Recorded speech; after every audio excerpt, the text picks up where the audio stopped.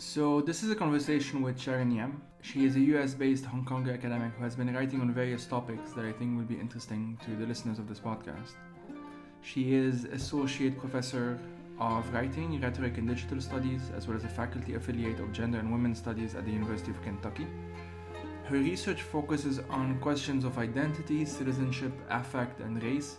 She teaches courses on transnational rhetoric, digital composing, and political emotion. So Sharon and I have been kind of conversing mainly on Twitter for the past year or so. One of the things that we started realizing were the commonalities between the experience of Hong Kong and the experience of Lebanon. Now, I need to emphasize that this conversation isn't just about Hong Kong, nor indeed just about Lebanon. It's actually about much more broader themes. We speak about Hong Kong in the context of disappearances, like Hong Kong is a disappearing city, due obviously to the CCP's politics in recent months especially. But we also spoke about the emotional cost of disinformation, by which we mean what is it like for, let's say, Syrian activists, Lebanese activists, Hong Konger activists, Uyghur activists, and so on, to sort of face the brunt of disinformation on social media, including and especially when people on the left actually participate in these authoritarian tactics. So this is a rather long conversation, and as usual I thank you for your patience. Just please remember that neither of us are in professional studios, so we're trying to do our best with what we have.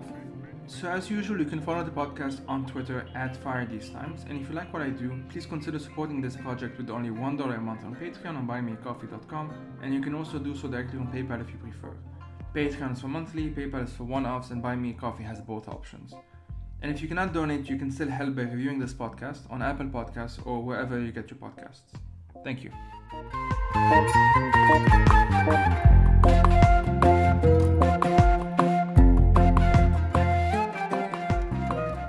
My name is Sharon Yam. It's a name that I go by in the US and also was given to me on my birth certificate because I grew up during colonial British time.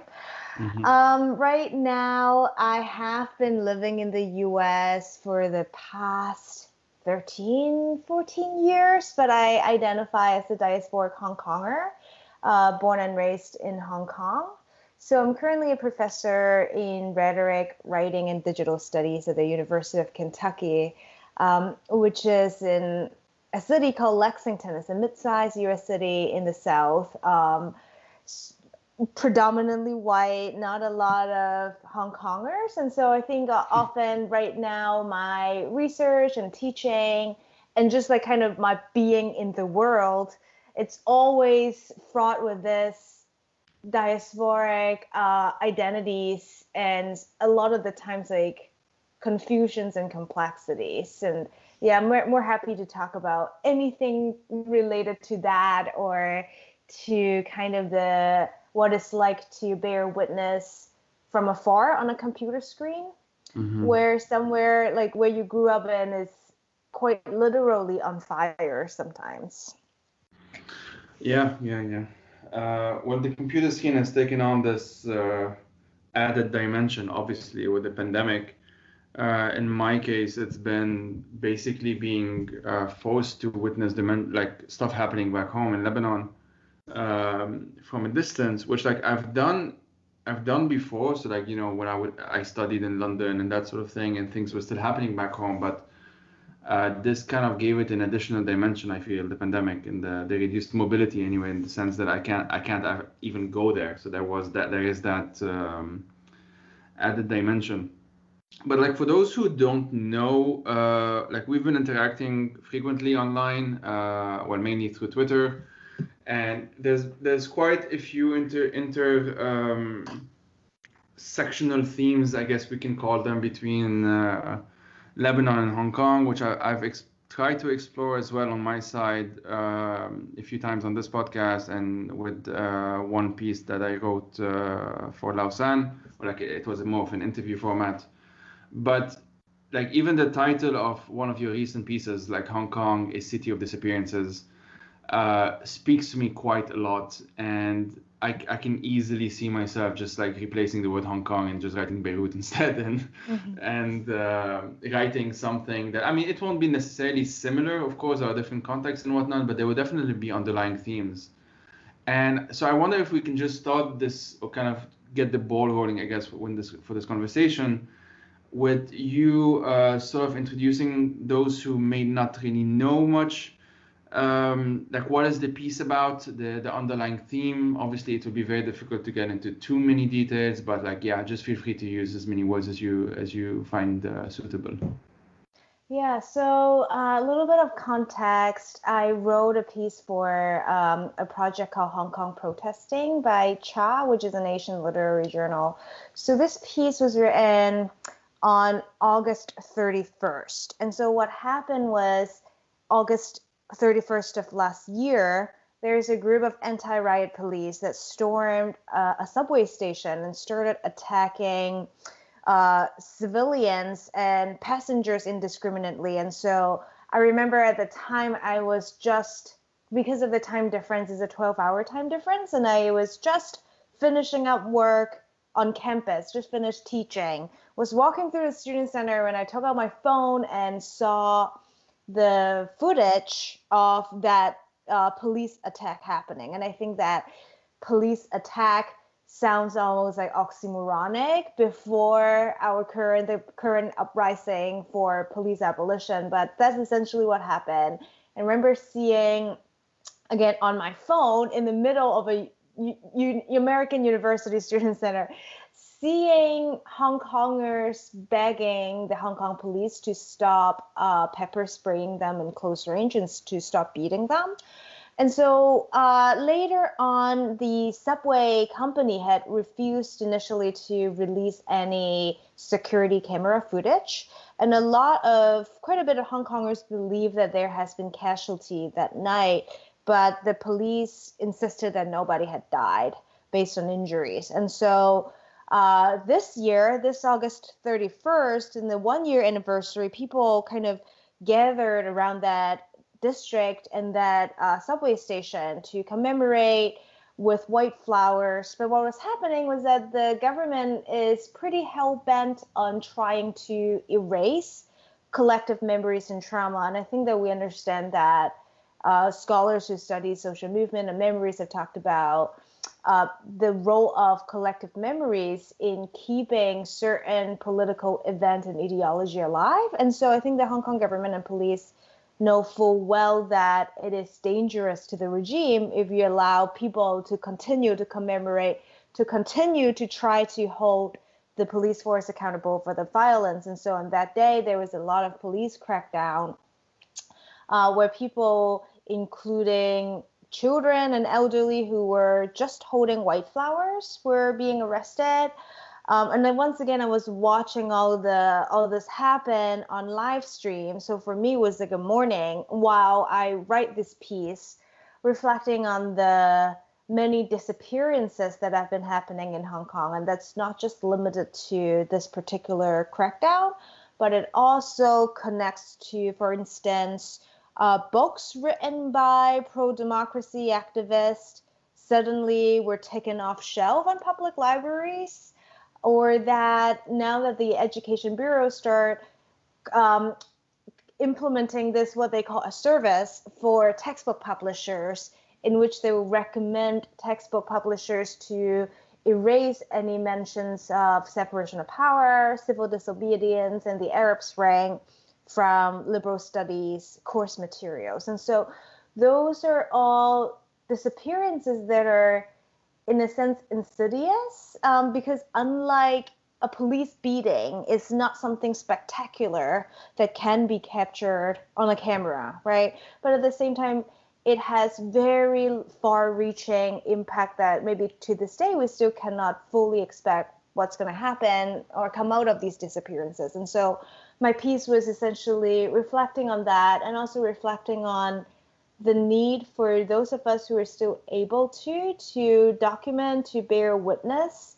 And I think, like earlier talking about, like looking at the computer is almost a double-edged sword, because on the one hand, it's all the more necessary for us to watch it, to see it, all the computers to record it.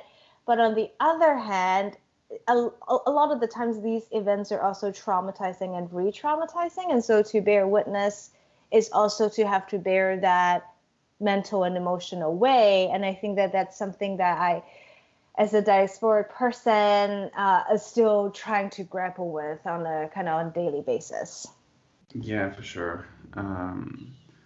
As I mentioned, I always see parallels between Hong Kong and Lebanon, but I do think on this particular thing, there are maybe more differences than similarities. Not on the trauma bit necessarily, but more on the mechanisms that are actually being used by the respective governments, whether we're talking about like the CCP or slash the Hong Kong government on one side or the Lebanese government on the other. We don't have that widespread censorship, for example. They don't necessarily even have that sort of technology. So we're sort of dealing with or the Hong Kongers are dealing with a different kind of beast in some ways. But the background to what we're talking about, or at least one of the backgrounds to what we're talking about, is this national security law. Are you comfortable just telling listeners in, again, as many words as you feel comfortable, like what is it about and why is it that, or how does it actually function? Like why is it that far-reaching in some ways, and how has it been implemented so far? So the national security law was implemented at the cusp between June and July, and so it is scary in a sense because it is so vague and so broad about what exactly counts as sedition, what exactly would incriminate somebody. And so right now, folks, or myself included, are concerned because the police has been using the national security law to arrest and charge people for, say, for example, shouting the protest slogan, "Liberate Hong Kong, Revolution of Our Time," saying that could potentially be considered a separatist, spreading separatist ideologies. And so people have been arrested for carrying stickers with similar kinds of protest slogans. And so I think what is a really good example of this widespread diffuse fears you see more and more of the times when Hong Kongers do come out to protest, which is like very few and far between now. A lot of people just hold a blank sheet of paper. So to say that, well, if I'm holding a blank sheet of paper, there's no way that the government could incriminate me on anything. And a second part about, so in addition to kind of like encouraging self-censorship because nobody feels exactly safe, there's also the law particularly mentioned that people who are engaging in these politically divisive activities, even if they're abroad outside of Hong Kong, if they're advocating for these causes, they can still be charged. And so, for instance, the time is weird, but I think a few weeks ago, the Hong Kong activists who are already in exile, like Nathan Law, or Wayne, they were then put on a wanted list by the Hong Kong police. And also, interestingly, on that wanted list is also Samuel Chu, who is a U.S. citizen. And so what we're seeing here is the government, through the national security law, sending a message to everybody that even if you're physically not in Hong Kong, even if you're diasporic, you will not be completely unscathed. You can still be implicated by this. And so the third point I would add is that while the law mentions that it will not be implemented retroactively, it did say that the police and reserve the right to collect evidence from before to be used for your case now if they decide to charge you now. And so we're seeing more and more of these instances where pro-democracy lawmakers or activists are being arrested, or being like things that they have said back in March, for instance, that's months before the law was implemented, now it's now being used against them. So in Cantonese, we have this phrase called 以言入罪, meaning that whatever you say can be used against you and turn you into a criminal. And so I think that widespread diffuse sense of anxiety and the eagerness to self-censor, a lot of it came from exactly this kind of how vague and broad the law was purposefully written. Yeah, I've been trying to wrap my head around because obviously I remember towards the end of June I already started seeing folks on Twitter that I used to follow. There's a number of them who had basically just deleted their Twitter accounts. There are some people who changed their names and that sort of thing, at least as far as their public profiles go. And the scale of it, as well as the speed of it, is something that I think, well, from my experience anyway, most people in my circles have had a bit of a difficulties really comprehending. So it's always been basically the way it's been happening is that I just send a bunch of links and we have some kind of conversation and it just ends on this is horrible, and people don't really know well what can be done about it. And without necessarily asking you what you think can be done about it, because it's a very loaded question, it's a very difficult. But how have you seen people, at least so far, well, since the implementation of the national security law, how has been some of the reactions? For example, we can talk a bit about that there are quite a few folks that have either left or are considering leaving, and there are some who maybe like in your situation who are already in the diaspora and now would have to have second thoughts before ever deciding to go back and that sort of thing. Like if you can try as much as you can, kind of like paint us a picture in a sense of like what has been happening in Hong Kong and around Hong Kong since roughly that the implementation of that law, or at least since early July. Yeah, so I would say that I also help edit a site called We Are Hong Kongers, and so that website collects stories of everyday stories of Hong Kong people. And recently they featured a few of these stories essentially reflecting on how their life has changed. And in one instance, it was a teacher who is a Hong Konger but grew up in Canada. And she was reflecting how in her school, she has a lot of students and parents who are pro-government and pro-Beijing. And so this teacher then noticed that her colleagues and herself included started having like 4 different Facebook accounts. One is publicly for everybody, all colleagues, and the second one just for people that they know share similar political views, one for their students, and then one just for their family members. And essentially what that example shows is like even for a profession like teachers, they're not 100% sure whether what they say in class or even in their private lives could be used against them. Like in this particular example, the teacher said, I am worried that my student, if they found out one of my social media account, will report me to the police, and then I'll be charged under national security law, which for some certain charges carried a 10-year to life sentence imprisonment.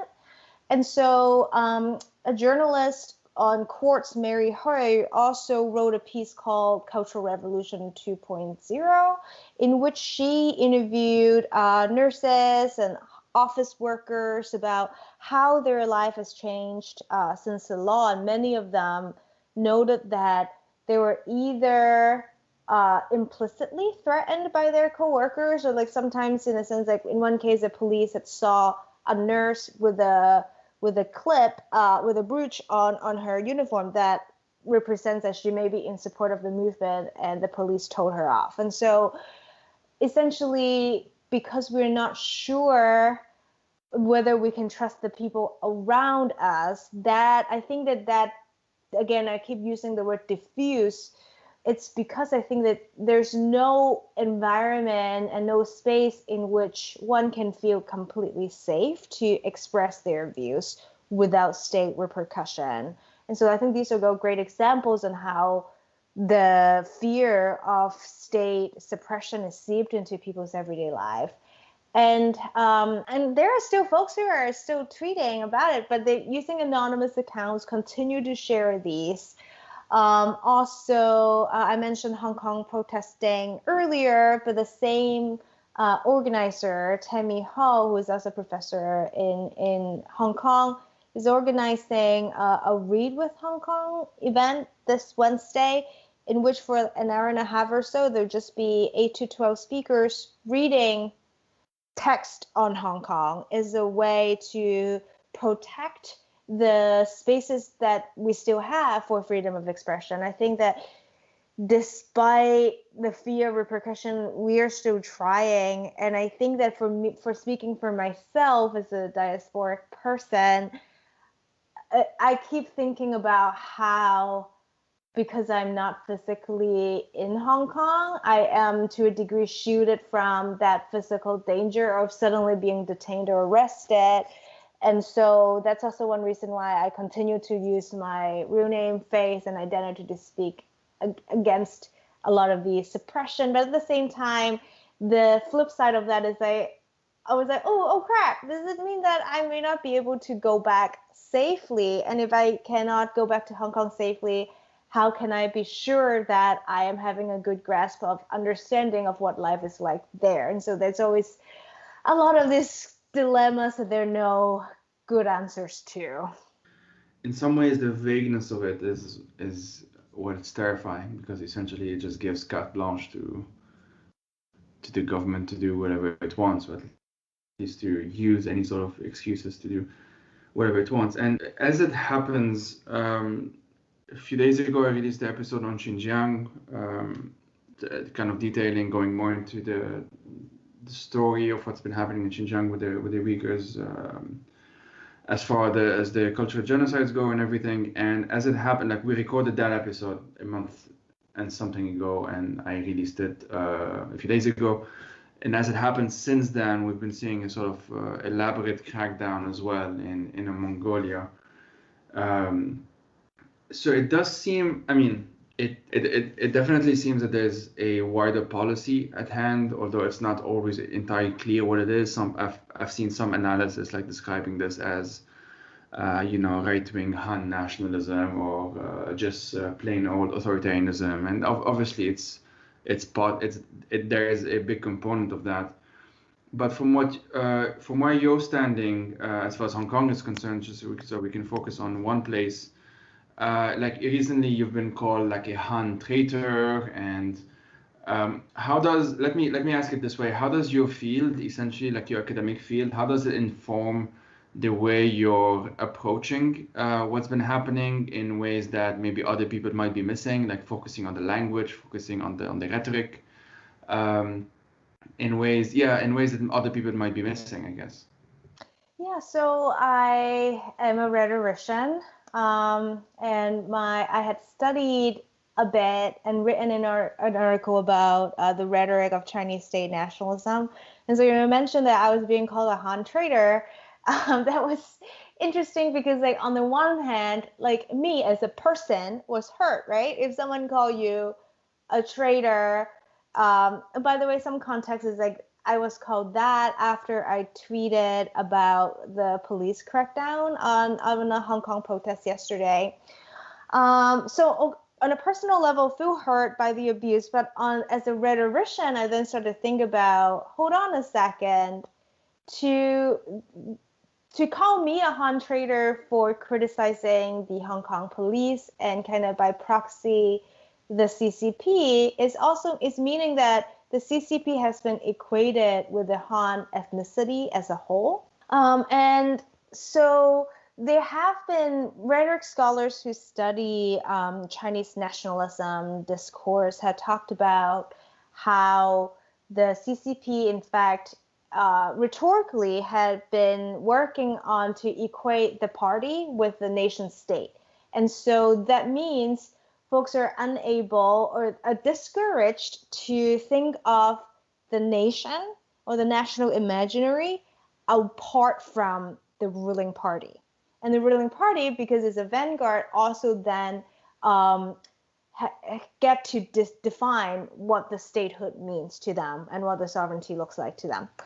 And so I think that right now, the mentions of like Xinjiang or Inner Mongolia, in particular, the language policies to have the Uyghur people and Mongolians use Putonghua, which is the national language, rather than their own native language. That is also, we can think of it as another initiative to further infuse the ruling party with the nation and with a dominant ethnic group.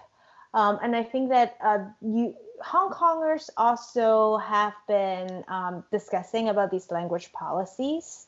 So again, as a former British colony, or just like other colonies within the Euro-American empires before, Hong Kong has experienced education policies that privilege and prioritize English over Cantonese and Chinese, because partly is that English is associated with cultural capital of white supremacy. And so what is happening now, you can understand the push from the CCP to use Putonghua in lieu of the more popular local languages. It's a similar kind of initiative for the state to consolidate power, partly through linguistics and language use.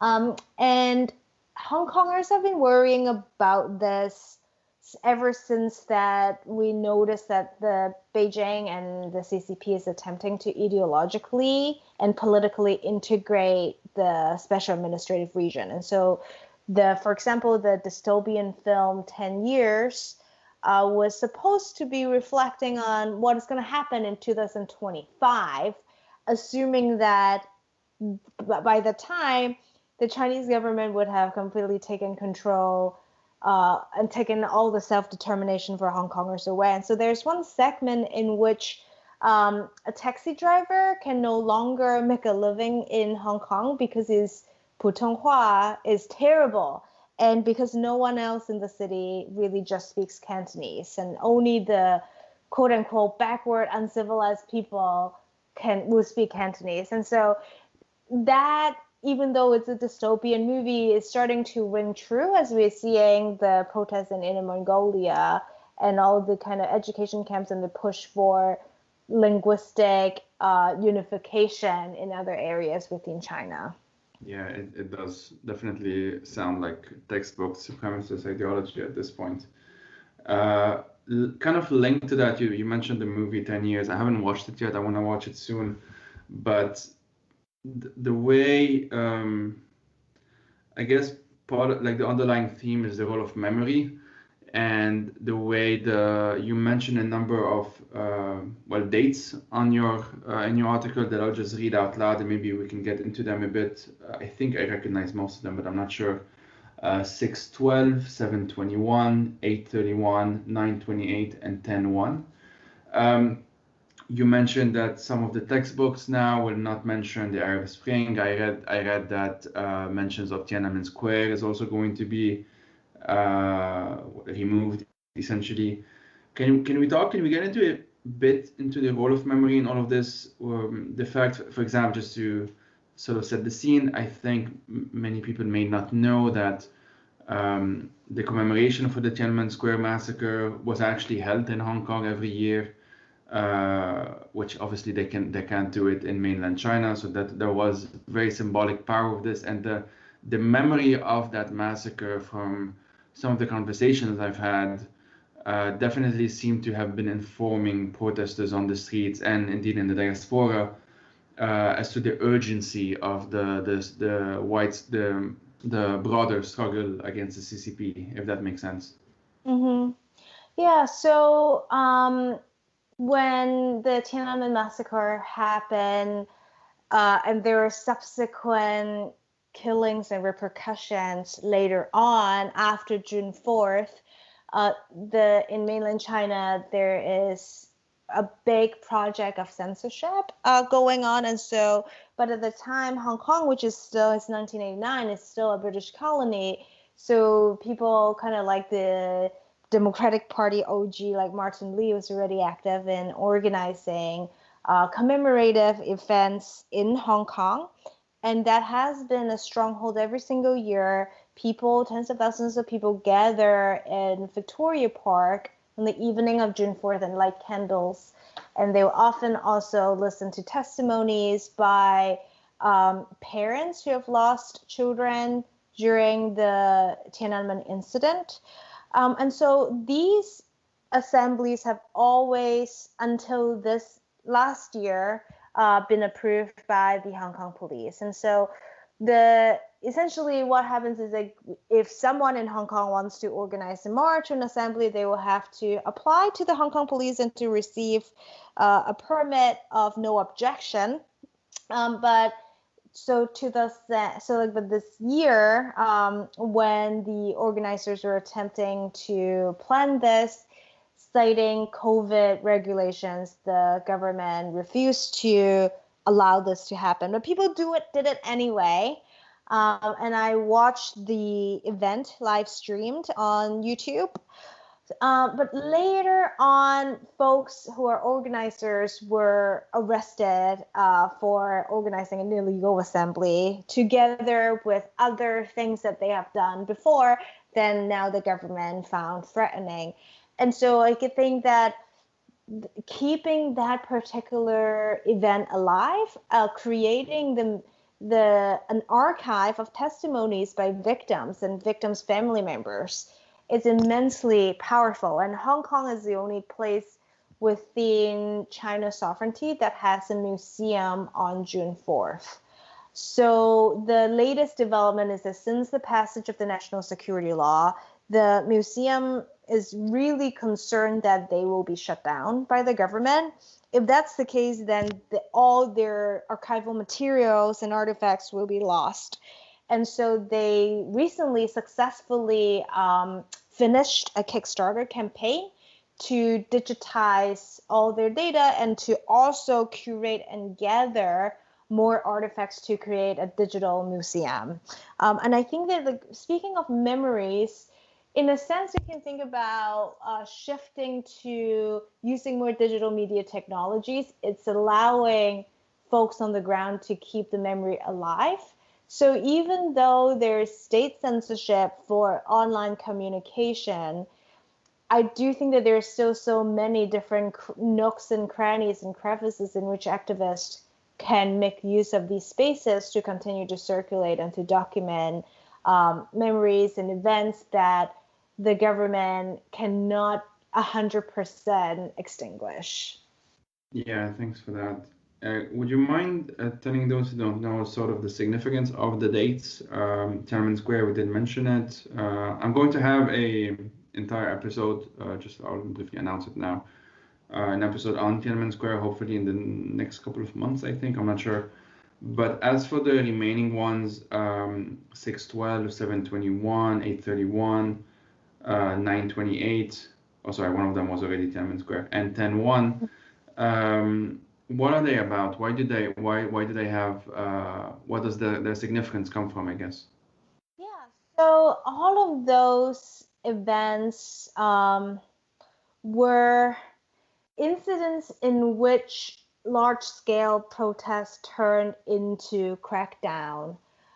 So, for instance, in September 28th, there has been a lot of people who went on the street, but then also the police crackdown was disproportionately heavy. And I mentioned earlier with August 31st. So a lot of these numbers became markers of collective trauma in which people in Hong Kong remember how the police force works for the regime and not for the public. And I think that among all those numbers, what I want to highlight, in addition to August 31st, is July 21st. So July 21st of last year, we called this the Yunlong attack. After that day, that's when Hong Kong people started adding kind of a sixth demand, which is like to abolish the police. And that also then became a connector to movements in the US, to movements kind of across the globe about police violence. And so what happened that day was that there were hundreds of gang members wearing white t-shirt in Yunlong, which is usually not one of the significant protest route because it's in the new territories and all the government headquarters is in central of Hong Kong Island. But what happened was that as these gang members started gathering, the district councilmen have called the police and say, hey, something's not right. They're all holding metal rods and sticks and looks like they're up to no good. And no police had shown up all the way until later that night. Pedestrians and passengers inside a subway station were brutally attacked, including someone who just walked by, going home after work. They were attacked by this gang of people. And everybody keep calling the cops again and again. And the police finally show up after close to 40 minutes. And by then, all the attackers have fled. So what happened and why this event is also in connection to memories and disappearance is that ever since then, the police has not really held anybody accountable, nor themselves, for not showing up to the event. And then just a few weeks ago, the police spokesperson came out and said that they decided that this is, in fact, just a gang fight on both sides. And instead of arresting and charging the folks who are assaulting people, they arrested two pro-democracy lawmakers, including the one who had called the police 4 times that night, saying that he is participating in a riot. And so that's, for many of us who have been seeing this unfold in the span of over a year, this is yet another instance in which the police is attempting to rewrite the narrative of what happened, to, in a sense, by rewriting, to also erase and to gaslight people for remembering their version of it. And I also think about this kind of, the narrative that police gave is kind of connecting to Black Lives Matter activists in the US, because like similarly, Donald Trump had once said, it is just, there are just good and bad people on both sides. It's a similar kind of narrative to undermine and to also dismiss the severity of violence when it's perpetrated by someone who is pro the government. So that particular day, coupled with August 31st, once again, it's the police refusing to be held accountable. Those are both, I think, most prominent examples of the dates that Hong Kongers mark and commemorate every month, and not just years, month. Yeah, thank you for that summary. There's this word in Arabic called shabiha, and I mean, I'm guessing many listeners already know this, but it comes from shabah, which is like ghost or spirit, or specter, I guess. And it used to be like associated with the Syrian shabiha, and basically they would be kind of armed sectarian gangs, sort of doing the government's dirty work without the government needing to be directly associated with them, essentially. But everyone would know where they come from and who they are paid by, and the idea actually is to send the message, essentially, in that old school, I guess, mafioso style. And in Lebanon now we just use it to describe any pro-government thug. It's always a he.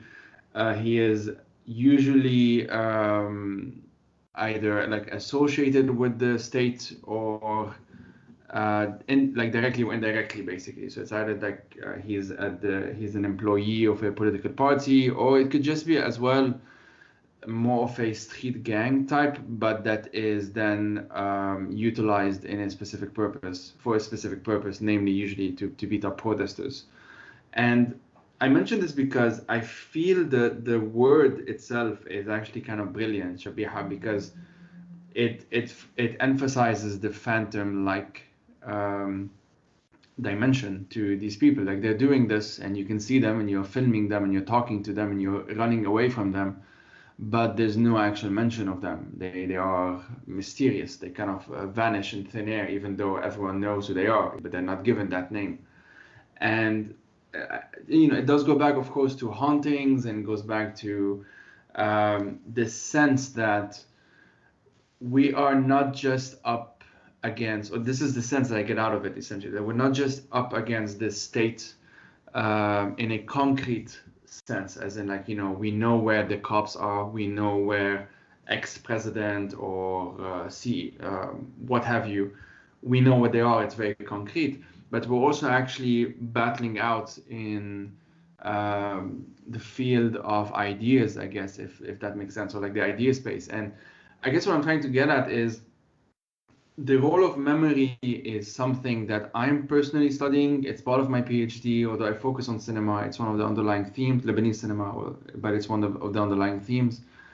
And the role of memory and how to weaponize memory and distort memory and gaslight memory even is something that is actually not well understood, I feel, or at least that's my interpretation of it. People do still believe. So I'm referring again to this group of friends that I mentioned before, and I'm thinking of them as my audience right now, because then I scale it up and it's easier for me to think this way.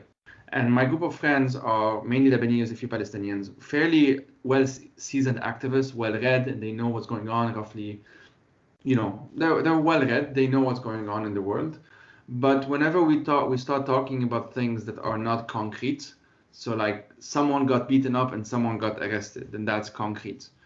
But then if you don't know who did it, or there is an official denialism, or then you have this kind of gaslighting, like there are good people on both sides kind of gaslighting, then it's when it gets muddied in some ways. And this is when I've had this experience where activists sort of feel that we've entered a different field right now, sort of like a post-truth era, although that term is often misused, but that we've entered this field essentially where it's very difficult for us to actually do anything because we're no longer debating based on facts. In some ways, as we see on social media, it ends up being who has the largest platform, who is the most persistent, who is most abusive even, and which goes back, of course, to you being called a hand traitor.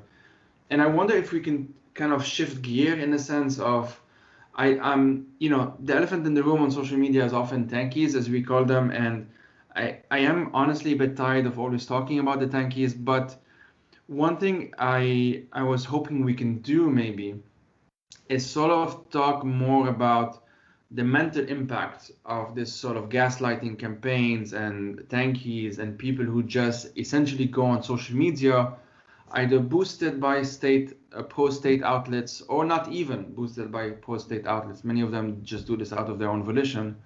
And what kind of impact does that leave on you, for example, when you might have spent an entire day scrolling through Twitter and getting updates from Hong Kong or whatnot, and then at the same time, of course, seeing what some other prominent disinformation campaigners, whatever we want to call them, the confidence that they exert on social media, the fact that there's a complete disconnect, in my opinion, between what they say and the impacts that they seem to think it does or doesn't do.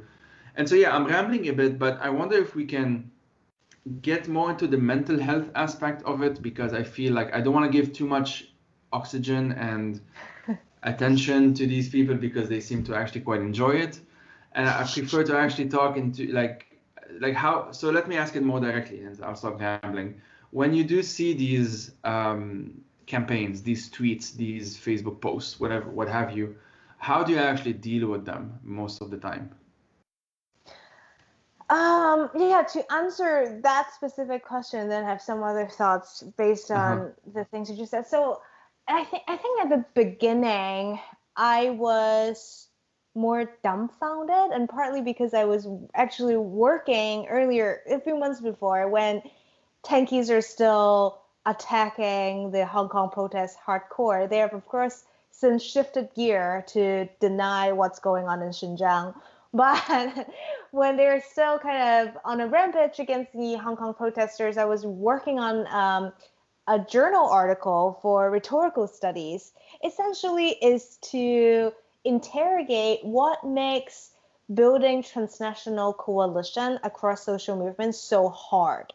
And one of the reasons why it's hard, it's exactly because of these geopolitical contexts are located across culture, across nation state, and it's very easy then for bad actors in bad faith, and sometimes with state-sponsored actors posing as grassroots to kind of co-opt these arguments, and by doing so jeopardize the coalition potential. And so while doing research like this, I came across my own writing lambasted on a tanky website.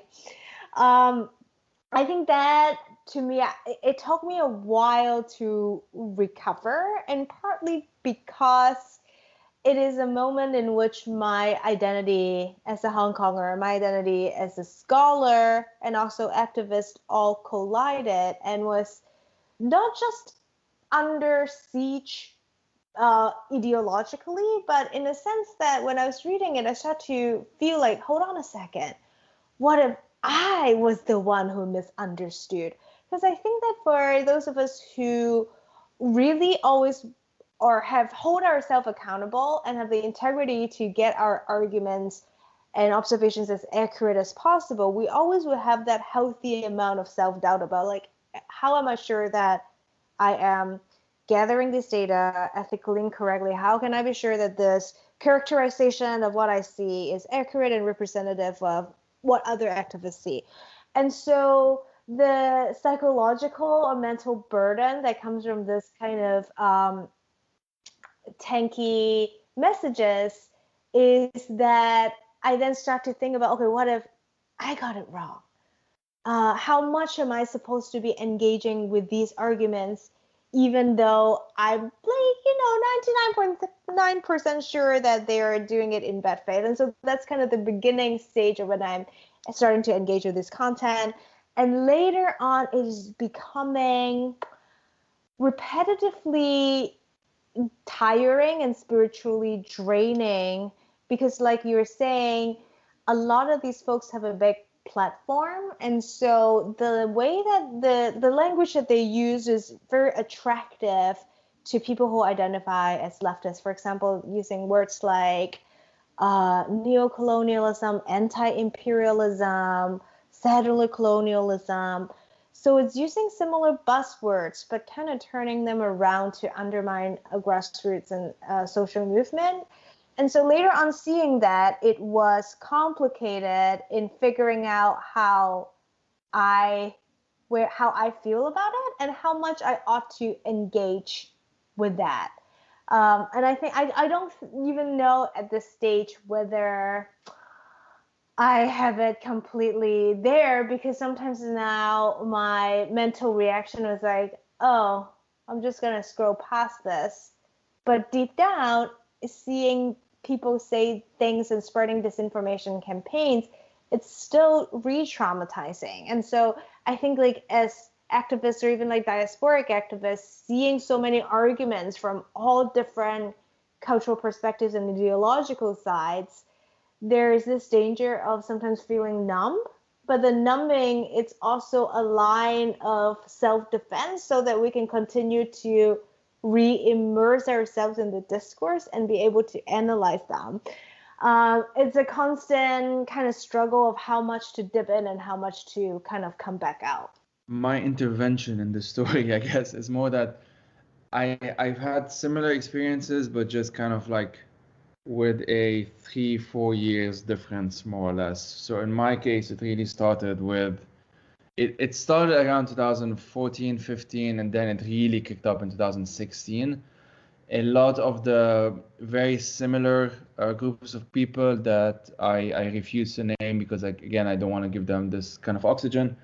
They actually quite started their stuff on Syria, and some of them started on Ukraine, but for the most part, for some reason that many of us who have been following Syria in some ways for longer are still not entirely sure of why. It seems to be more of a convenience of timing mixed with Russian government planning, and it's kind of created this perfect storm.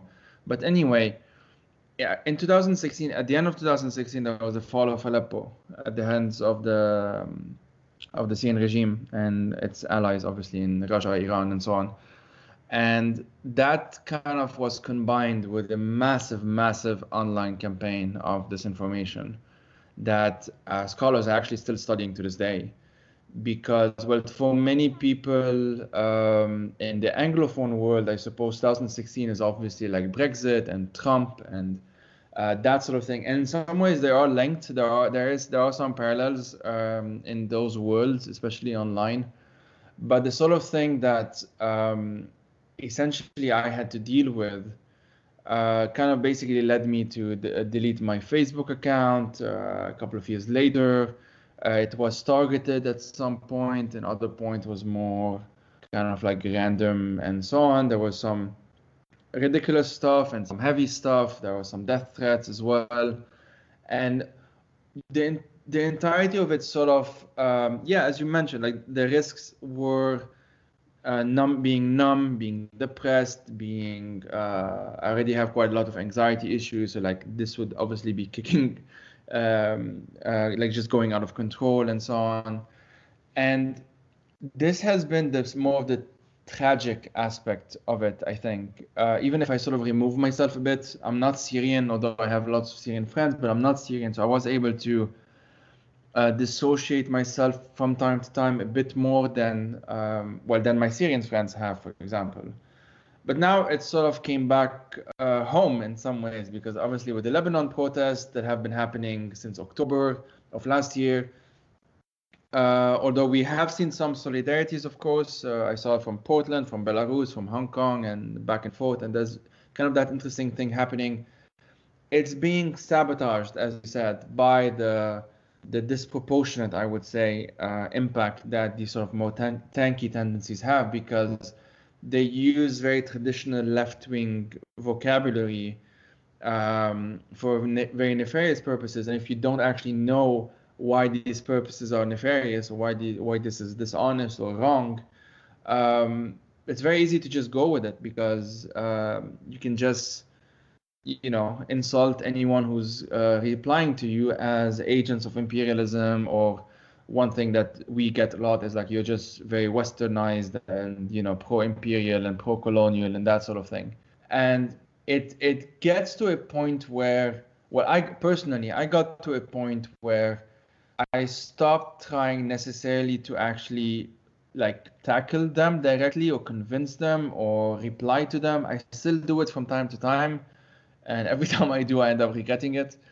And I'm trying, like through this conversation as one example, but through others as well, to just solidify this common experience that people from Hong Kong, not solidify, like actually connect them.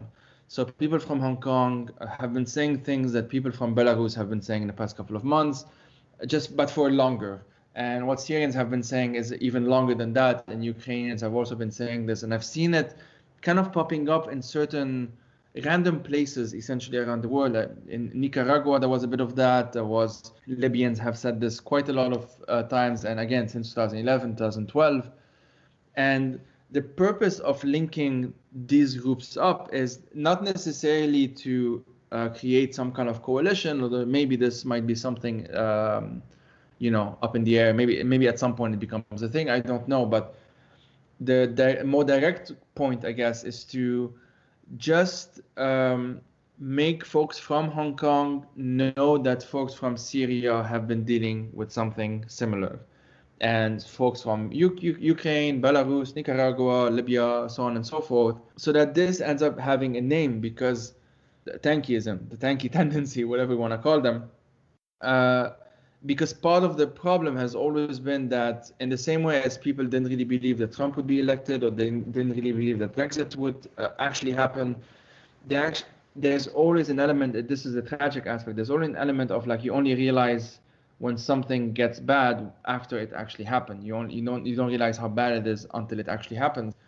And for me, and I know I'm sort of muddying the water because I just mentioned random names, Nicaragua, Trump, and so on, and they're not all the same, and I don't want to complicate the conversation too much. But I guess my point, and I'll stop on this, and I'll ask you if that's okay to sort of have your reflections. And I know you also had some stuff that you wanted to say on that. My personal goal is to just more use my experience, which lasted for roughly 2 to 3 years, and I'm still recovering from them. And as I said, I sort of dip my feet in them from time to time, but I'm no longer in them as much as I used to be, for mental health reasons, essentially. So that on a more selfish level, I feel like then my trauma doesn't go for nothing. That people actually learn from it and don't repeat certain mistakes that I did, and actually kind of skip, instead of having to go through what I went through for 3 to 4 years, to actually skip and just connect to other people faster, and so they don't have to actually deal with it the way I dealt with it, because it's not very nice at all. So yeah, I'll just end on this. Sorry for the rambling. You had some other thoughts that you had around what I was saying. So just go for it if that's okay. So first of all, I wish I could give you a hug, because all the things that you said, it resonates so deeply. So I think what you're saying about switching your kind of mode of engagement from directly tackling, debating with tankies, to now trying to create more, or trying to articulate and make clear this transnational connections, it's key.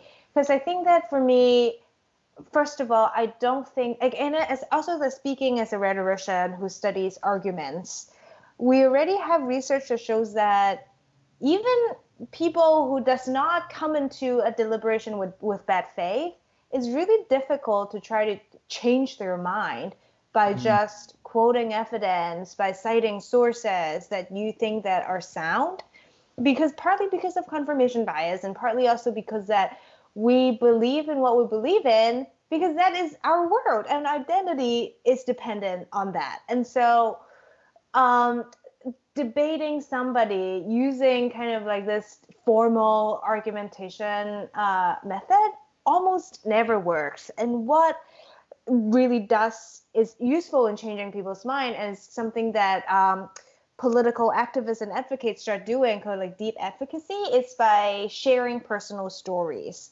And so there has been research conducted in the US, the folks who like knock on people's door to invite them to kind of sign on a petition. They realized that folks, the activists who were sharing with these people one personal story, has much better outcome in convincing those people, despite political differences, to sign on to their petition. And so, but then of course, the flip side of it is like, how much can we share personal stories that are traumatic? Are we willing to do that? And to what extent? And also, is it also kind of like screwed up that we'll have to tell people our trauma for them to believe us? So there's like the political dimension of what is an effective advocacy method, but there's also this ethical question and also an emotional question about, are we willing to bear this burden to achieve this goal? And another thing that you mentioned about how this tanky attack, they have been around for a while, but they kind of in this different silos. Like, for instance, are you mentioning, Syrians have this knowledge and experience that Hong Kongers back then were not aware of at all. And then later on, Hong Kongers came out and they were like, oh, wait a minute. Wait, these people have been attacking other activists for a long time now? And so by kind of showing these kind of the orchestrated nature of this disinformation campaign and how systemic they are, we're not just showing activists transnationally that we share these similar current struggle, but we're also showing that despite contextual differences, we are sharing similar kinds of trauma. And I think that there is value in just understanding that we aren't the only people who are dealing with or struggling against this seemingly insurmountable political project. Because I think when the national security law in Hong Kong was first implemented, I had some conversations with Hong Kongers. They were saying that, well, I don't understand why a lot of it's diasporic Hong Kongers or even leftist Hong Kongers, why are you all calling for transnational solidarity? Like, what does it do, materially speaking? And so this is also the same debate about, well, yeah, the Trump administration is terrible, but at least they have power, so maybe we as Hong Kongers should appeal to them. Maybe that's where our best bet. But I think a lot of what, especially what we are talking about here, is that the connections that we're cultivating transnationally with other grassroots activists is doing a different job. We may not be able to see political efficacy from these kind of expressions of solidarity right now or even like in the next year. But what is happening is that we are showing this political and cultural and also emotional landscape of shared trauma, shared struggles, and shared loss that I think is articulate a different kind of ethos that connects those of us who previously think that we are the only people who is doing this. What I would kind of think of this as almost a transnational or diasporic sensibility when our circle of concern expand to include not just those around us or those who look like us, but to include those who have been struggling against, for example, authoritarianism, against police brutality. Inevitably, the way that we're thinking and organizing is also going to be different. Yeah, exactly. I really can't stress how frequent or actually just how weird it was at the beginning.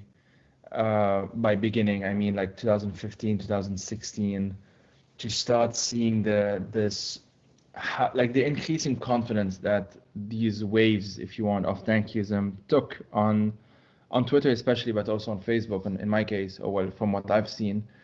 To the point where the sort of stuff that Hong Kongers are seeing or have been seeing for the past year or so, or like Uyghurs or other groups have been seeing for the past year or so online,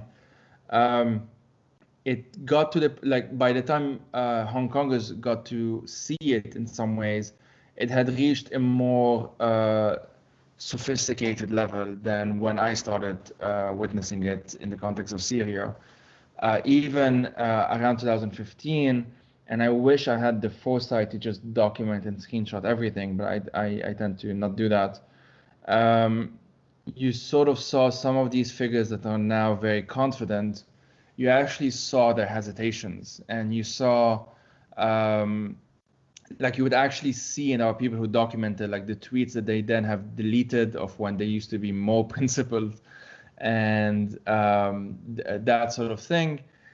And even that, which goes back to your point of like essentially like it's just not enough to just present evidence, because even when you would present the evidence and show the deleted tweets and the person who is now pro-government or pro-Russia or pro-whatever, that they had actually criticized Russia in the past, for example, and whatnot before deleting the tweets and so on. And this wouldn't be enough to actually convince the person who is presenting me with this argument, let's say this thank you argument, because ultimately, as you said, this isn't really about whether this is true or not. This is more about how this makes people feel, the identity that surrounds them, and that they end up. To give I'll just give an example instead of just rambling.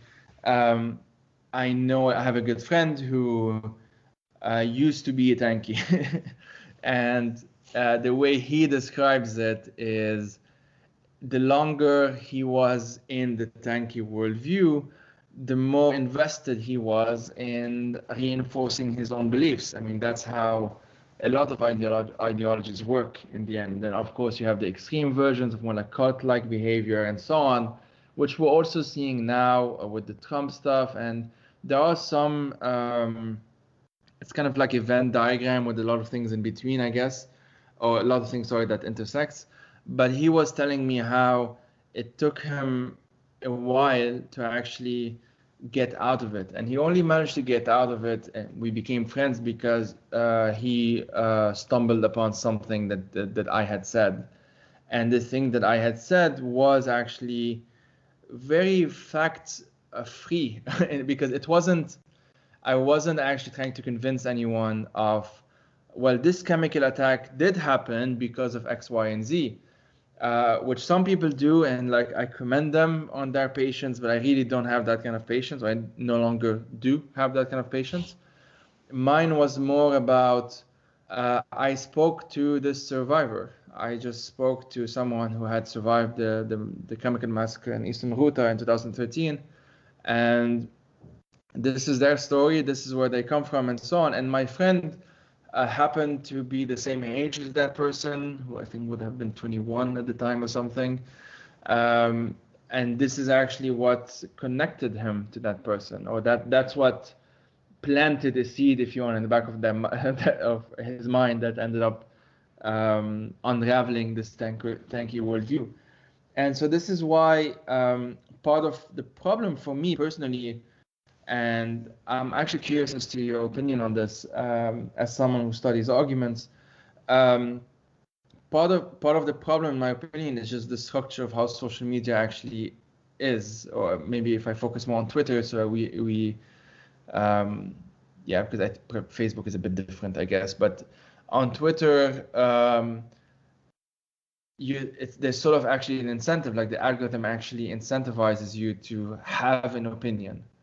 And that opinion, it doesn't actually matter if it is based on facts or not. And I see this being played out in some ways through a sort of like, although I would be exaggerating a bit when saying this, but kind of like a banality of evil framework, Hannah Arendt, and I'm not necessarily comparing them to Nazis, but it does feel that it just ends up blurring all of these lines, and to the point where I could just feel like in 2014, 2015 especially, if you had told me that in 4 to 5 years Nazis would be very comfortable online, I would tell you, yeah, probably, because I could just see it starting to develop slowly, and you sort of see them become increasingly confident, and on the tanky being kind of like the polar opposite, not opposite actually, the polar reflection in some ways, but on the left, you see them actually reinforcing one another, and they end up talking to one another more and more, and you can just see this community. Essentially, it is a community at the end of the day. It functions as a community, whether or not that community is healthy or not. Of course, that's a different debate. Obviously, it's unhealthy. But yeah, again, I'm rambling a bit, I'm sorry. But because it is one of those things that's very difficult to actually wrap your head around, because it, for the most part, it's like 99% of the time only happens online. And whenever this happens, now we're learning, I feel like we've been learning because of Trump and Brexit, we don't necessarily, it took a while for the world to catch up and understand that even if it only happens online, quote unquote, only, quote unquote, it will have actual repercussions on the ground, to the point where the line is actually blurred between what's online and offline. And I know you can kind of take this to different extremes, but I'm wondering if what I said right now actually resonates, or if I just blurted out a word salad that made no sense. I don't know. But yeah, I'm just curious as to your reflections on this. Yeah, so I what I want to say is like you're absolutely correct that at the beginning, folks still have the tendency, especially before the pandemic, the tendency to kind of distinguish like things online and in real life as if things that happen on digital spaces are not real. But those of us who have experiences of being traumatized and abused in online discourse know that online, real life, quote unquote, real life, in fact, they just have the same kind of similar kind of real material embodied impact on people. And I think you're absolutely right that like recently also there are stories on Coda about tankies, especially the way that they were denying the human rights violations in Xinjiang. So more and more folks are paying attention to the way in which online discourse and discourse communities are having actual impact on policies, and also on the way that the public are thinking about these controversial issues that supposedly should not be this controversial. And I think that the pandemic is kind of making us have that realization, because almost all our businesses are now conducted online.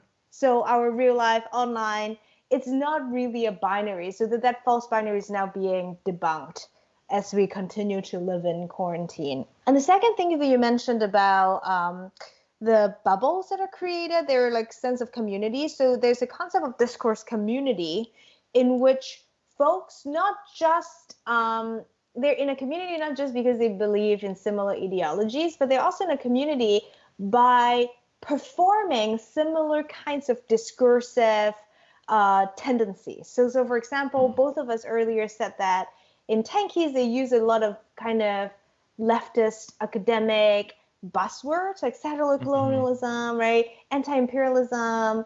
And so the use of certain words in particular contexts then became an implicit expectations and discursive performances for people within the community to identify that, oh yeah, you're one of us, or for people outside to spot what kind of groups people are in. And so I think the danger is for people who are not aware that these kind of communities divide exist, they can very quite easily be co-opted by tanky writings. And partly that's also because we don't have a lot of geopolitical knowledge of other movements, of other countries.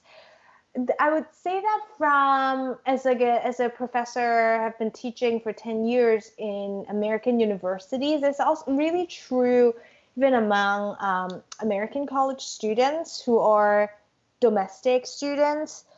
Often their understanding, or even if they identify as with left-wing politics, their focus tends to again focus primarily on US, and that of course is tied to US exceptionalism. But when we lack this kind of geopolitical knowledge, and we also lack even the understanding that we don't know a lot, we then have become more risky in being co-opted by bad faith agents.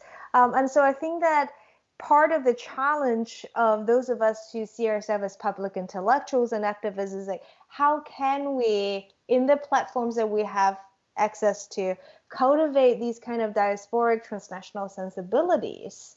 And so the limitations, like you're mentioning with Twitter, the affordances of Twitter is you have to be concise, you have to give hot takes. But hot takes, almost by definition, means that you will have to erase or downplay a lot of the messiness of complexities in exchange for follows, in exchange for engagement. And I think that, again, as a rhetorician, as someone who does a lot of thinking about digital affordances, it's always a give and take about how much we're willing to push the messiness aspect, how much knowledge can we actually impart on this platform, and where and when do we have to decide that, okay, I think we'll have to switch platform or switch modality to teach our audiences something that social media platforms are just not letting us do. Yeah, that's really the difficulty of it at the end of the day, is that I don't want necessarily to focus on Twitter too much, although it is one of the main platforms. It just, for me, it kind of just put it all in my face, you know. I got to the point where around 2016, the end of 2016 for me is just this dark blur. I can barely actually remember what happened. Everything feels like I was on the internet 24 hours a day in the run up to the fall of Aleppo, and even in the days and weeks that followed. And I know, for example, that was Christmas, since it was the end of 2016, but I just can't remember what happened then.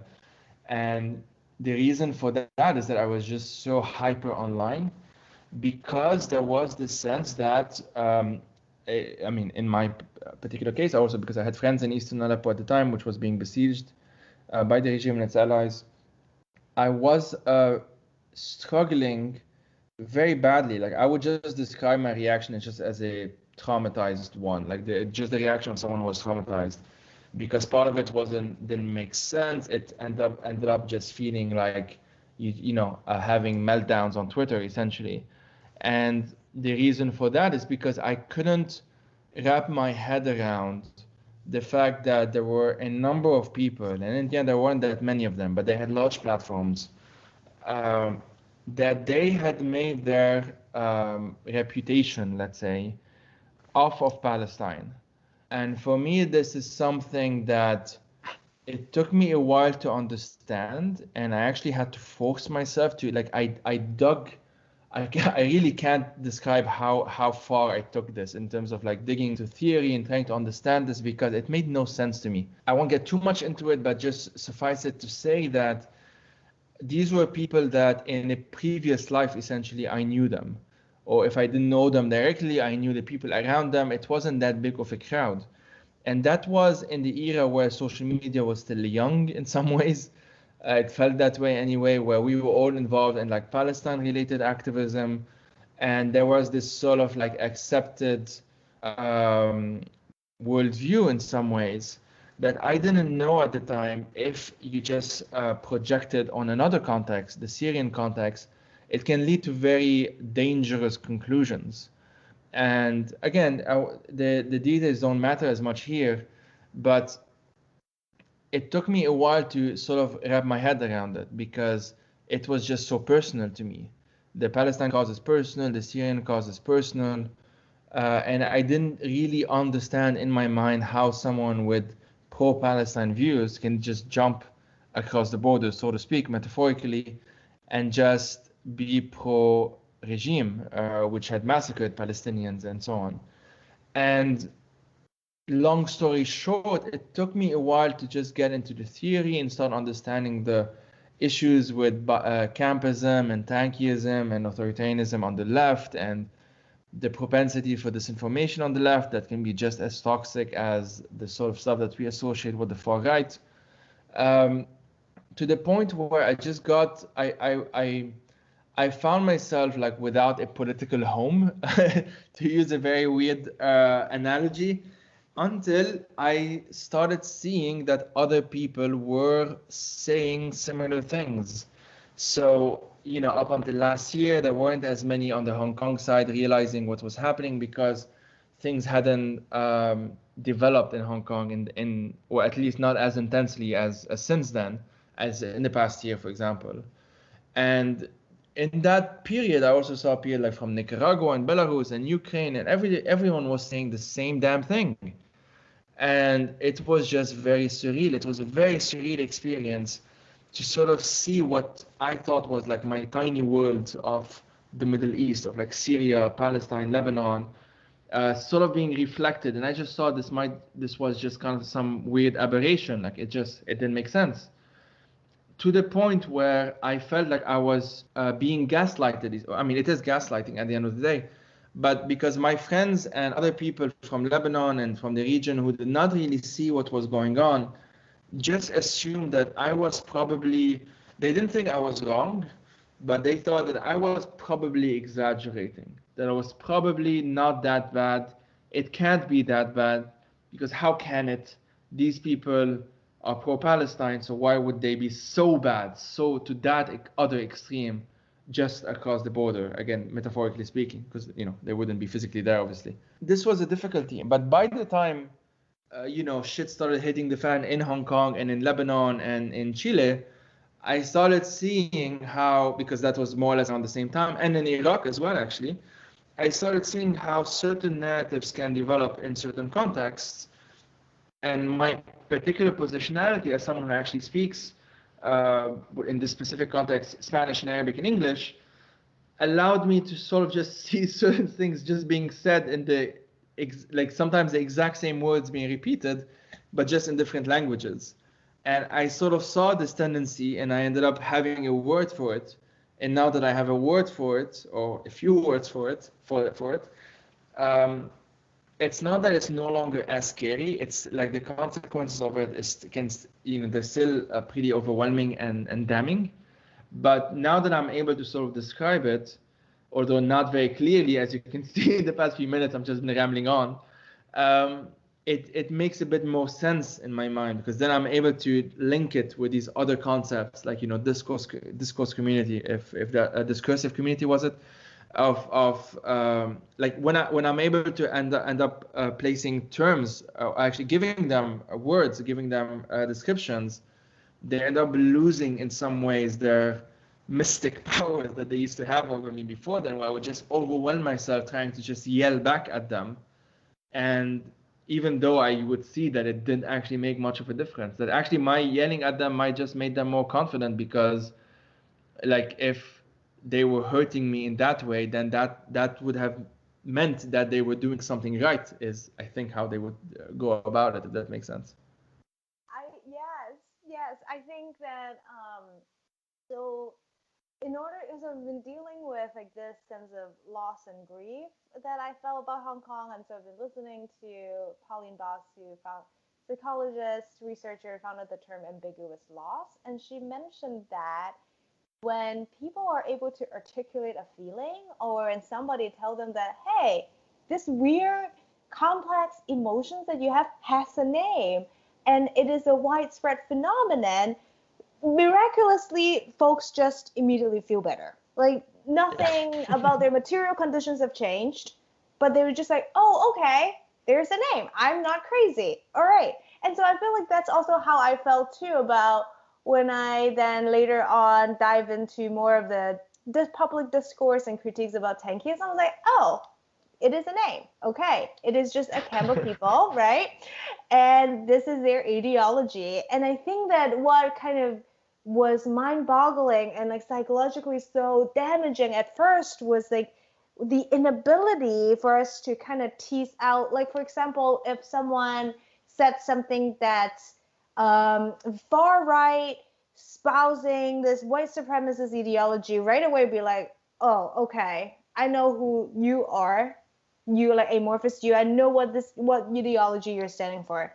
But when tankism first emerged, we're like, wait a minute, I thought we're on the same spectrum, on the same side of the spectrum, but hold on a second, we're not. And it is really these kind of crossed superficial lines of seeming allegiance that kind of threw me in a loop. And I would give another example. It's not tankism, but in Hong Kong, the faction of folks who identify as localist, some of them are heavily nativist and pro-Trump. Not pro-Trump, not just in the sense of like pragmatically speaking, he may be our best bet, but like pro-Trump in the sense of actually thinking that the Trump administration is a great thing. So a lot of these people are, they support the protests. They're against police in Hong Kong, but they're also the same group who turn around and use conservative arguments to criticize Black Lives Matter protesters in the US. It was like this kind of interesting and hurtful allegiance that I'm seeing is that on the one hand, I was like, wait, shouldn't you, of all people, understand why Black activists in the US are calling for police abolition? Mm-hmm. But when they were espousing then similar kind of racist far right argument that I hear white Trump supporters in the US are saying, it kind of threw my head in a loop and be like, I don't even know how I'm feeling anymore. Again, like you're saying, it's the sense of like, you cannot find a political home. Like, so wait, hold on a second. I felt like we all identify as Hong Kongers, and we connect on the sense that we're both in support of this protest for democracy. But on the other hand, you're also closer or articulating similar kinds of arguments that far-right white supremacists are articulating. And so finding folks like Lao San is really helpful, finding like transnational folks like you, and seeing that, oh, these crossfires, or like how fraught these transnational relationships are, I think is just part of something that we always have to work through. Like, it's uncomfortable, it's traumatizing, but it's also inevitable partly because they're bad faith actors, state-sponsored actors, but another reason is that we have internal diversities, right? Like Hong Kongers who all support the movement do not all support the movement for the same reason. We don't all think the same. And part of the work that we have to do as public intellectuals, as educators, is also to tease out some of these differences and be able to articulate where our shared struggles lie and why those kind of solidarity is necessary. I've had different conversations on roughly the same topic, but well, by roughly the same, it's a very, very wide umbrella. But yeah, it's something that for me, the equivalent example would have been, as I mentioned, the pro-Palestine ones, because the sort of arguments that they would be giving, and I'm using argument in quotation here, be giving on Syria was actually identical to what those on the far right were saying about Syria. And this surprised a lot of people. There was at some point those people, what was it? I forgot the name. But in Charlottesville, they were, those sticky torches and chanting like Jews would not replace us and that sort of crap. Some of those guys in the days and weeks before were actually spotted with pro-Bashar al-Assad shirts. And that surprised a lot of people from what I could tell on social media. I ended up writing an article about it because it really surprised us. And by us, I mean people from Lebanon or Syria or Palestine, but that are not just from those regions, but are actually fairly, well-tuned with what's happening in Syria. This didn't really surprise us because we've actually been seeing those guys for like 2 years or so on before they popped up in the American scene, or at least when they came out of their homes, with tiki torches. And this is something that was extremely frustrating. Like 2016 was such a bad year. Like it makes, 2020 is not that amazing year so far, but 2016 was a particularly bad year for me as well. And I mean, for a lot of people, between Brexit and Trump and the fall of Aleppo in this case, and other stuff that happened back then as well. But it was additionally frustrating because the sort of stuff that we, and again, I'm using we as like me and my group of friends and others people were seeing on social media from around early 2015 or so, mid 2015 or so, it was screaming at us, it was like, this is actually happening, guys, this is coming, be careful, look at it. And we end up writing articles and tweets and Facebook statuses and whatnot, sort of like warning in some ways the world in some ways. And then Brexit happened, and then Trump happens, and then the fall of Aleppo happens. And it just feels that like two things at the same time. One is, well, we knew it was happening and now we no longer feel insane that it happened. But on the other hand, we would still feel a bit insane because it feels insane that all of these things are related, because for the most part, from what from our standpoint as people who were on social media, they were happening on social media, but it was very difficult to to accept, if you want, the fact that they were also happening in quote unquote the real world, and that those two were actually completely linked, and if anything, they were the same thing. And this was the very difficult thing around that time, 4 years ago. Now it just feels that with the pandemic and I guess the second round of elections in America, more people had more time, I guess, to actually reaccustom and readjust their worldview based on these new facts and seeing how they actually have impacted the UK, how they have impacted America. And for me, the frustration with all of that is not that people started realizing, but that it had to actually affect America and the UK for people to start realizing this. Because as I said, with Ukraine and Syria, I'm not going to say it was old news. It wasn't that old, but it was definitely no longer unfamiliar. And so all of those think pieces and the people debating on CNN and wondering, what is this phenomenon? How could they possibly be doing this and whatnot? We were just sitting there like talking to one another. It's like, well, we told you guys, we've been saying this for 2 or 3 years now. And it's very weird that it had to come to America and the UK. I mean, it's not weird because we know why, but it had to really come to America and the UK for people to really realize that we are dealing with something that's extremely toxic here. And here we are. Yeah, again, it's like you was sitting here. It's like I told you so. It's similar almost to the policy to whether we should be wearing masks. I think a lot of Hong Kongers or East Asians, especially diasporic folks and immigrants, have been pulling their hairs out this whole time. It's like, yeah, when we were earlier on saying that we should be wearing masks because our scientific community has already been, suggesting that this is a sound strategy. Other folks, or especially white folks, American government included, was saying that no, this is ridiculous. And then the mask then turn Asian people into targets of racial violence, right?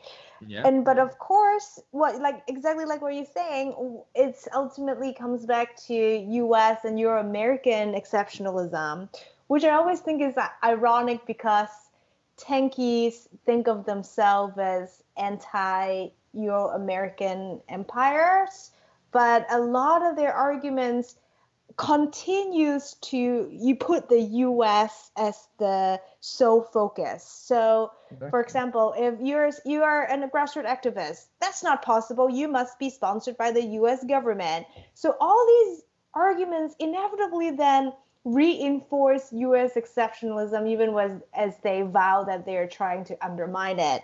And I think that the frustration doesn't just come from not being believed when we were signaling to the world that something bad is happening, but it's a compounding of trauma that reminds us that all the other times that struggles of Black, brown people are being undermined or swept under the rug until the interest of Western countries or white people are at stake, and then the attention comes back. And so I think that this is just one example of with a long history of not being heard.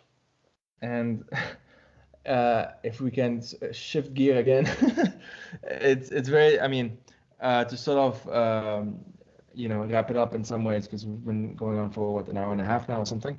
First, honestly, thanks a lot for this. It is always interesting. A part of why I do this is essentially to remind myself that this makes sense and that it's not just in my mind. And another reason is I have been seeing feedback by folks from very random places that I didn't know much about before I was exposed to them, like Nicaragua is the other example, that were saying basically that they had to deal with this online attention for the first time.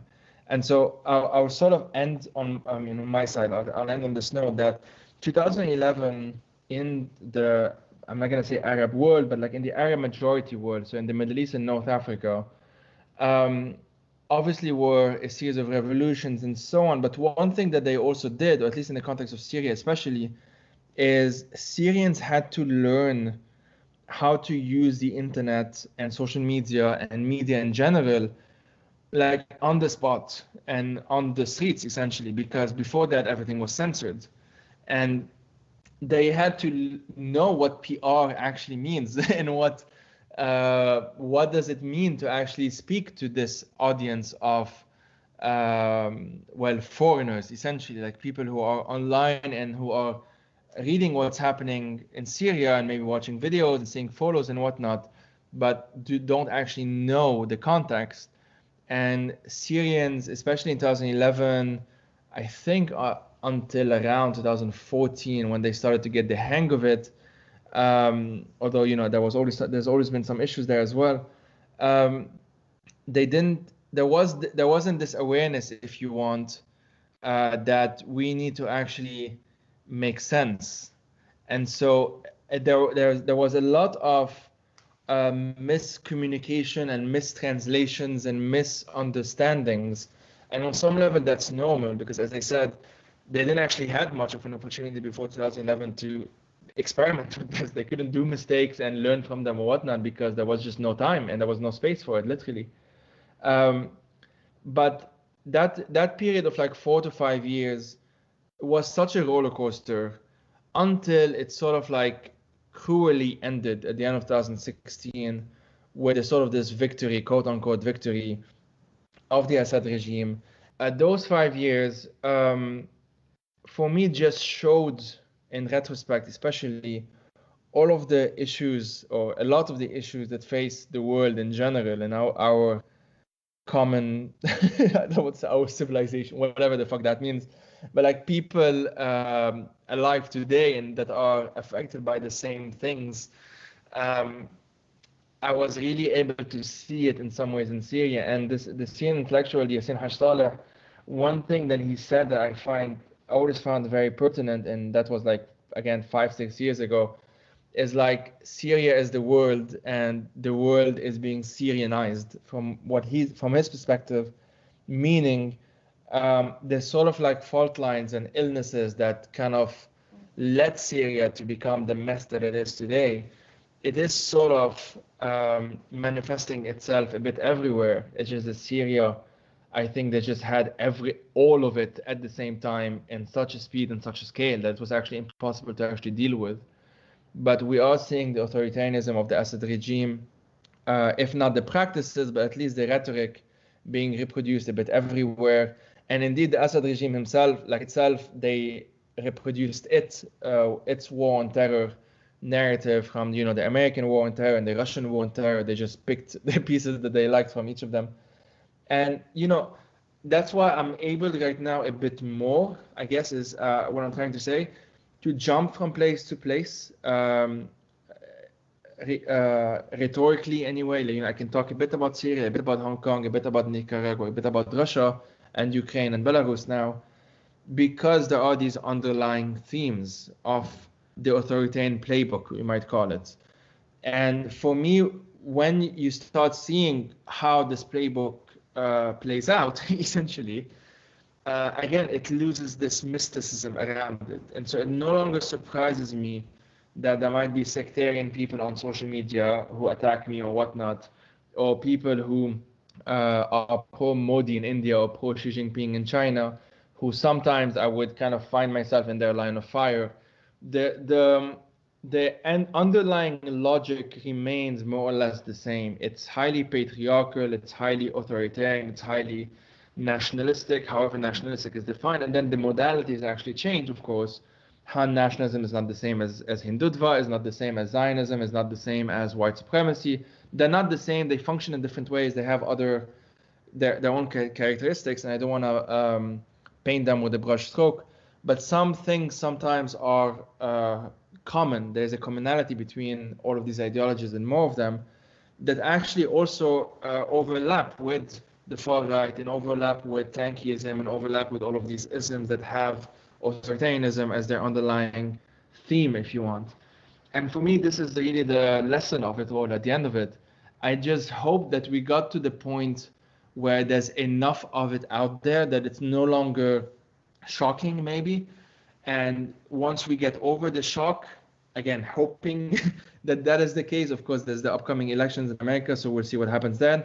But that we get to the point where we're just able to organize against it, and it no longer has this power, because a lot of its power has always been the mystical aspect. Now in China it's different, I know, and in Hong Kong it's different, but when it comes to these other contexts, a lot of it has been the rhetorical power that these governments have had over us on these social media spheres that have been very difficult to actually dissect due to everything that we've been talking about. And I won't just repeat myself, so I'll stop there. You're absolutely right that there's something called authoritarian playbook, because like earlier when I'm mentioning that what the Hong Kong police said and what Trump said of the Charlottesville white supremacists, they're essentially almost using the exact same wording or similar kinds of suppression of education curriculum. And so once we notice these patterns, we know what to look for. When we look around in transnational geopolitics, we inevitably see them popping up everywhere. And I think that like having that language and ability to identify these patterns and commonalities, despite cultural national differences, it's immensely powerful because it gives us a language and organizing tool to resist against it.